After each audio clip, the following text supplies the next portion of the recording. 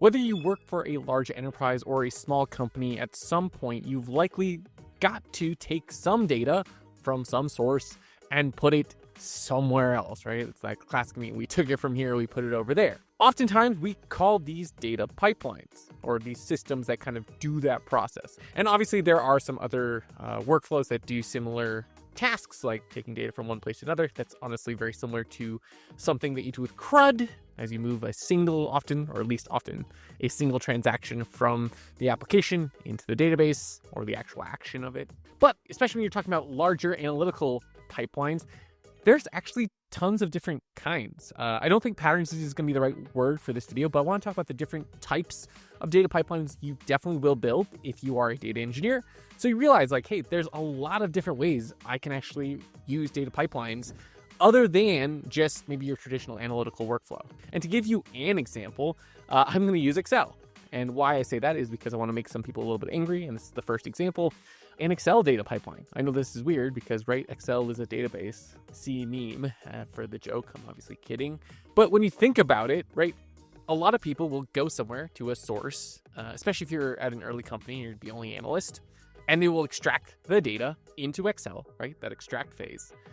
They will then sometimes actually have a step where they say, like, oh, take this extract and put it into the main Excel. So now you've kind of loaded it into your database. And then that has some other sheet that does some sort of transform, right? It does a VLOOKUP, which is what? A join, right? Like, it's just basically a join, that's at least somewhat. Don't kill me, it's obviously not exactly that, but, you know, functionally, that's what it does. Then maybe there's some if-else statements in there and etc. And then that gets shoved into a pivot table, or maybe you even just feed that into Tableau, and now you've built kind of a data pipeline, right? So this is the first example of, like, a type of data pipeline you might see. And I say that because you're likely going to have to be the one that takes that process and then makes it into an automated data pipeline, right? Into something that can actually be automated.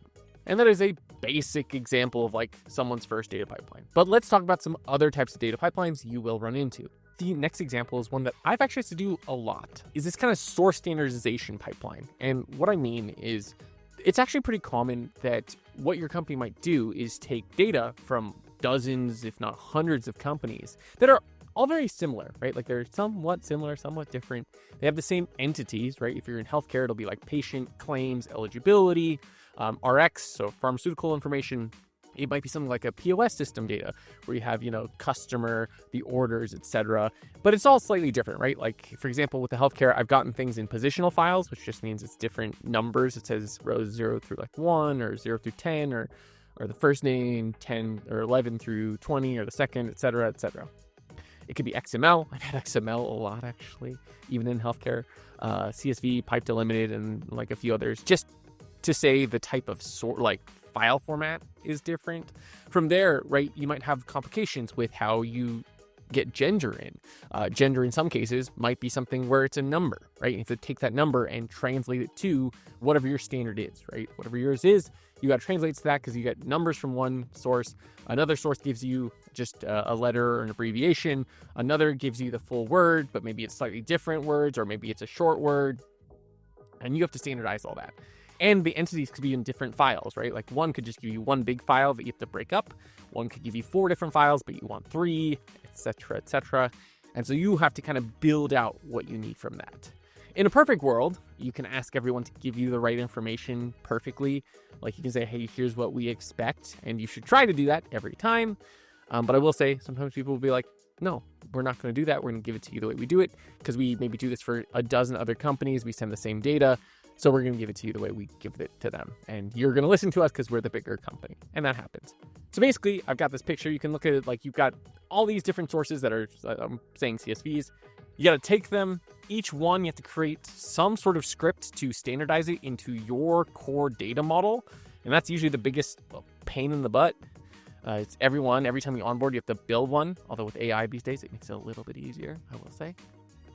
And then from there, you have this core model that now represents all of that data. It's separated by, whatever ID, customer, partner, etc. And now you can do lots of really cool things like build industrial level reports, because you can say, hey, we have all this healthcare information. Obviously, you can't share patient information back and forth, but you can often aggregate it and do analytics on it and then say, hey, here's what we're seeing on similar healthcare organizations of your size. Here's how they're handling certain cases or something, or doing certain analytics on it. You can also create algorithms and models based off of it. They can then, again, resell, and that's very, very common, actually. Healthcare allows for this. You can look this up, as it often does give space for healthcare analytics to be done in these cases. And same thing with like other data sets. Oftentimes, they can kind of just be sent around. And so that's this source standardization pipeline. The next pipeline that I often see is this like amalgamation pipeline that exists. And here's kind of a picture. You can imagine it being a funnel, right? You've got this big funnel. You've got data from multiple sources that kind of come in at different steps, and you need to be the one that actually says, hey, here's how we're going to put it together. Let me give an example, right? You might have some information about a user start to come in from maybe Google Analytics or something. You get kind of a component of that data, or maybe some of your tracking data like Amplitude or something might send you some information about a customer or someone who visited your site. And then eventually some part of that also comes into HubSpot, right? Like they add in their email somewhere to something that you're tracking in HubSpot. But now these two data sources are separate. So you have to like put them together. You're trying to create this funnel to say, hey, how long did it take for someone to go from just visiting our site to then putting in their email, then often from putting their email to trying a demo. It's especially common with SaaS. But something similar that we had was recruiting data at Facebook, where we only had like 3 sets or systems there, but we had like Salesforce, we had our own internal system, and I feel like there was a third, but there was at least 2 or 3. And so we have to like constantly put this data together, because we had like interview tables, we had the actual recruit flow tables. So we'd be like, how do we, get a full picture of these customers as they're going through? And especially here, the challenges often are is you have like orphan data. So you might have someone come in that maybe never existed in a prior step, right? Like maybe they didn't come in through the Amplitude part, or maybe they skipped the HubSpot part and went straight to the demo. So now you have this gap. And so when you do analytics, that can be a little weird. And so you often have to create these fake filler events that like never happen, but you say like, yeah, it happened, but it like happened very quickly or something. So you can just say, yeah, it exists, or however you treat it is like, well, it didn't exist, but we want to make sure the flow is nice when we do analytics. So we do that. And so that's often a challenge. You get these like orphan events where maybe someone jumped into the pipeline randomly and they didn't go through the whole flow. So when you ask questions about it, that's it. The other big challenge obviously is like, what is the ID? Like what ID do you use that is the core ID for everything that represents that person forever? Email's one. It's hard though. Again, challenges. If you use email, someone might use one email for one part of your website and a different one for another, right? Like, oh, in Calendly, they put in one email, they put in their personal email, and then on HubSpot, they put their actual email. And now how do you attach that? And so you often lose a lot of people. Usually what you try to do there to fix that is there are either companies or, sometimes services that offer the ability to create a like overall customer ID that can kind of track via IP address and different things. That can say, hey, this is actually the same user. We'll give you this ID that helps you track through these things. And that's why people have like eventing systems that help try to track that. But again, the key thing is you want to get through this whole flow. You see at the end, I have like Stripe. You want to say like, hey, when they go and make a purchase, can we attach that data? So that is really the whole thing here. So you want to take this from like 10 different or 5, maybe not 10, 10's a lot, 5 or 6 different data sources and put it together into one table, like one funnel. Often is called usually people call it like, sales funnel or something like sales funnel. All right. The next pipeline that you often see is called an enrichment pipeline.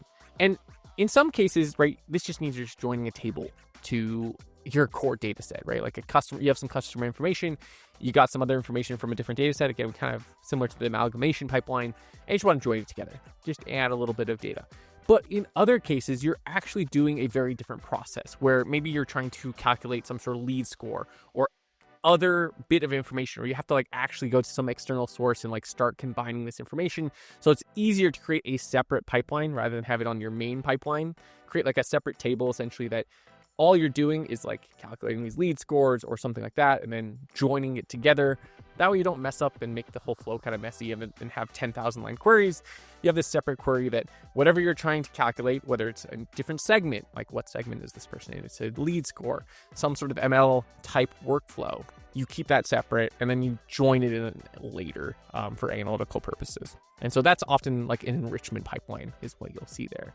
I wouldn't say there's too many challenges here. It's pretty straightforward. The challenges that are going to arise are whatever specific thing you're trying to calculate might be hard, right? But you calculate the thing, you push it to the side, and then you bring it in later. That's really kind of it.